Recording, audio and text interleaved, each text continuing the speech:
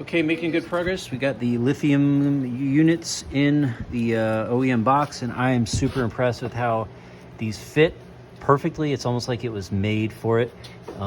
They're snug, especially some of them more than others, but there are brackets that are going to hold them in, which look like this. And the more we get this thing put together, the more I realize how well engineered this all is. So everything is wired up at this point. Got the fan shroud on. We got the little fuse for the current hack done. We got the current hack done inside of the MCM, right? Yes. Yes. And are the plates next? I think so. We'll have to double check. They're coming up. Yeah, and I will say John, aka Mutter, his instructions are amazing.